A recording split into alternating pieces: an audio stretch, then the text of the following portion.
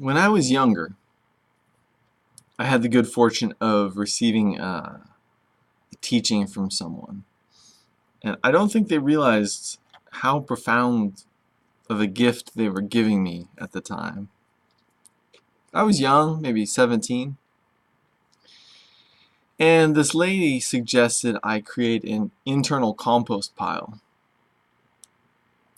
And I could put, if I found parts of myself that I didn't like or somehow was upset with and didn't know how to deal with, I could put that part of myself into the internal compost pile, and it would break down and become food for future growth.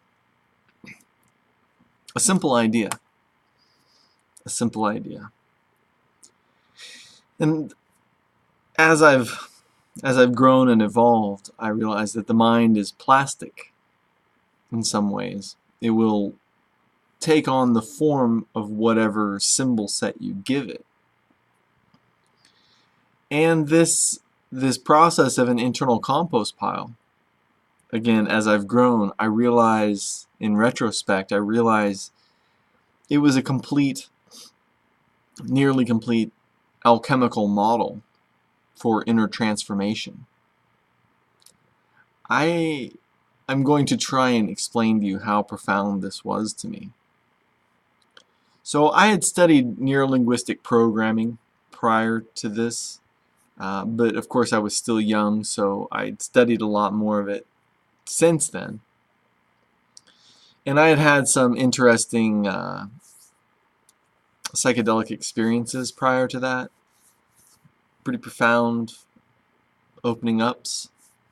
I assume many people who have dabbled in psychedelics have had such opening of awareness. It must be that case. I mean, there have been psychedelic gurus since psychedelics have existed. So I don't think I'm unique in that case. However, when this idea of the internal compost pile was presented to me, I took to it. I began putting everything I could think of from myself into this internal compost pile. And I had the expectation that it would break down and become food for future growth. And you know, as the months went on, I became that food for future growth became an inner luminosity. I felt like I was gaining some sort of energy from myself, like the essence. I was extracting the essence, if you will, from my hang-ups, as though my inner energy center had been occupied with hang-ups or some sort of confusions, and I would take those confusions and put them into the internal compost pile, and then I would end up with this inner luminosity. Well, I dabbled and played with it some here and there, but what are you really doing in that case? You know, I'm always on guard for fantasy or imagination, and I didn't want to shoot myself in the foot by squandering or wasting this greater essence of myself.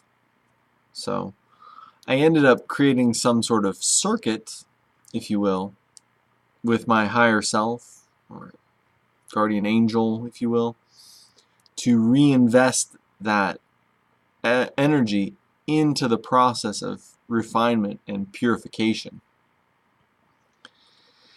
As it went on, it became much more immediate, as though I would put the idea through the compost pile and then instantly have the thing on the other side, the purification. So I was dredging my mind looking for things to put in this internal compost pile. And I will say that as it worked out over time, it became, it was no longer a compost pile, but it would be a crucible, and then the fiery transformative energy of God. In retrospect, I see that the internal compost pile had all of the elements of alchemy. You had the original thing you were putting in there, the substance, the transformative quality about the mind, or the compost pile. The process had a transformative effect, and on the outside there was a purified essence or energy. And again, I then later invited my higher genius, if you will, to reinvest that into the process, so that I was always kind of reinvesting that energy. As I would get it, I would reinvest it into the process.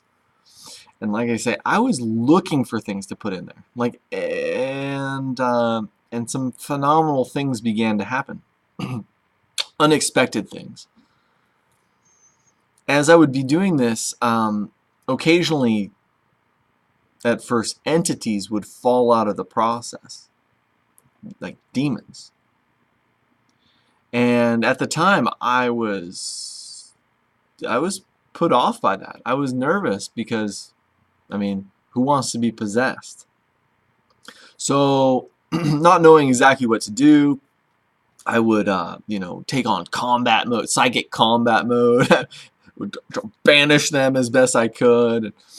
For a while, I would use the Western banner of the Golden Dawn. I would bring that to my mind because Israel Regardie said that no demon can stand in face of it, and it seemed to work. But it was stressful, frankly. And during the core of the practice, there were times where it would be several times a day I would be interacting with demons, if you will. And again, not understanding a bigger theory of the circumstances, I was stressed out by this. And some of them were tricky, I must say. Some of them were very tricky. Of course, this was all in my mind's eye, but it was very real. I mean, they weren't like just some sort of phantasmic nothing. Some of them were very vivid and very present. So, as time went on, I had a great blessing. This green-looking wizard came to me and gave me a triple name for God with which to bind the spirits.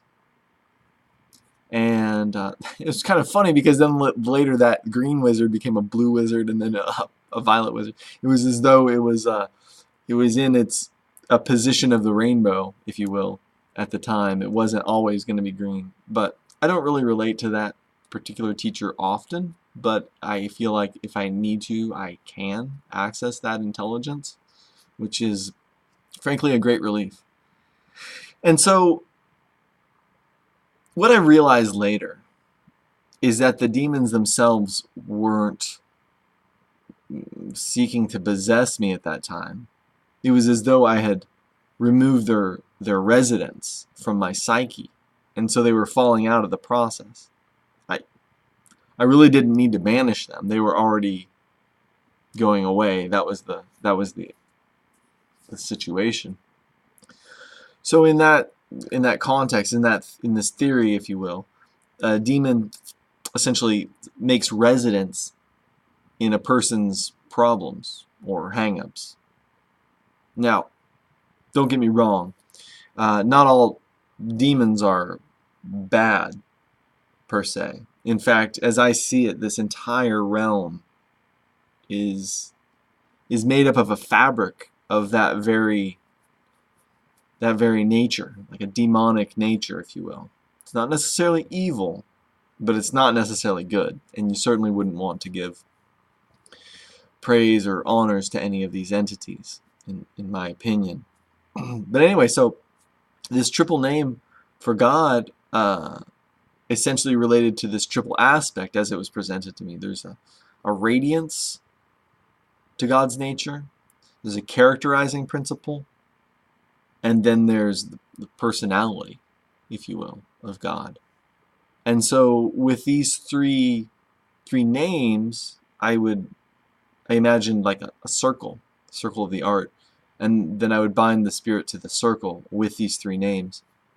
And as that evolved, now I don't even, I mean, if it was a really, if I was somehow like in a social circumstance where I had to attend to the real world, or if I was very vexed which I guess it has. I haven't used the names for a long time, but I feel like it's a backstop, something I could do.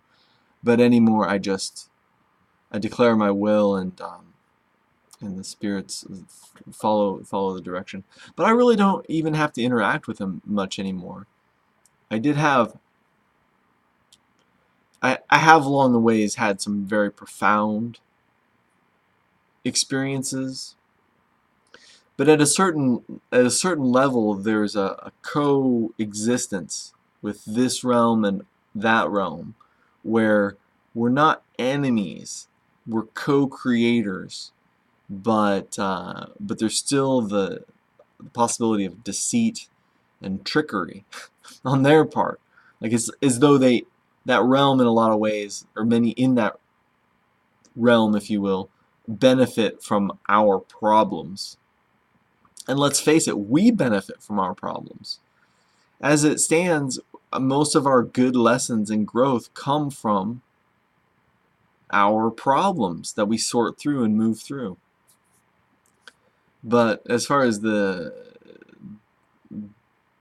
demonic realm, as it were, as far as that goes, there was a time. Some fascinating stories. I think I'm just going to start talking about some of this stuff. I'll just delete the comments I don't like. How's that?